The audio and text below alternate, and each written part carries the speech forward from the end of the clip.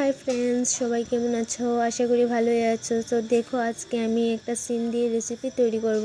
তার জন্য জিরা রসুন বাটা নিয়ে নিয়েছি, সর্ষে বাটা নিয়ে নিয়েছি, পেঁয়াজ কুচি, তার পাশে রয়েছে লাল মরিচের গুঁড়ো, হলুদ, নুন।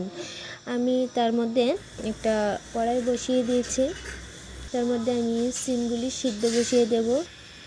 তার মধ্যে আমি কাঁচামরিচ, হলুদ আর নুন দিয়ে দেব। সেটা আমি ঢাকা দিয়ে রাখবো কিছুক্ষণ সময় সিদ্ধ হওয়া অবধি।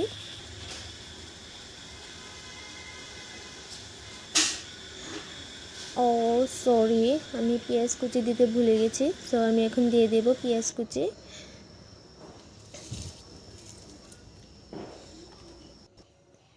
দেখো, আমার সিদ্ধ হয়ে গেছে সিমগুলি।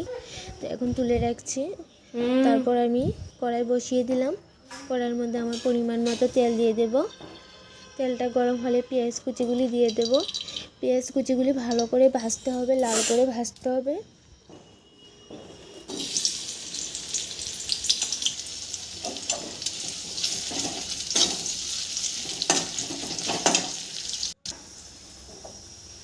দেখো, আমার পেঁয়াজ কুচিগুলি ভাজা হচ্ছে।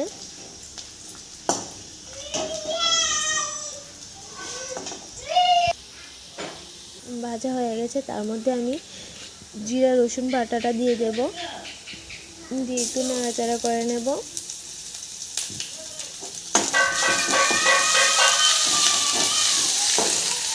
তার মধ্যে আমি সর্ষে বাটা দিয়ে দেব।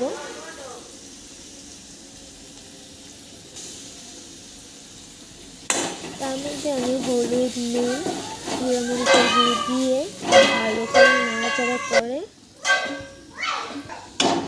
দেখো, ভালো করে নাড়াচাড়া করে তারপর আমি সিমগুলি আলাদা করে সিদ্ধ করে আলাদা করে রেখেছিলাম। এখন সিমগুলি দিয়ে দিয়েছি। এগুলি একটু ভালো করে ভাজতে হবে।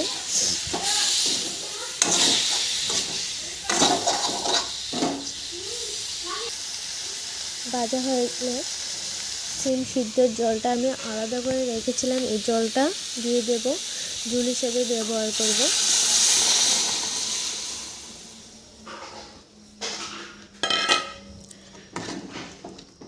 ঝোলটা একটু সিদ্ধ হোক। আর তোমরা যদি চাও তাহলে নামানোর আগে একটু ভাজা জিরা গুঁড়া দিতে পারো। সো আমার ভিডিওটা যদি ভালো লাগে লাইক কমেন্ট শেয়ার করে দিও। আজকের রেসিপিটা কিন্তু খেতে হেভি টেস্টি।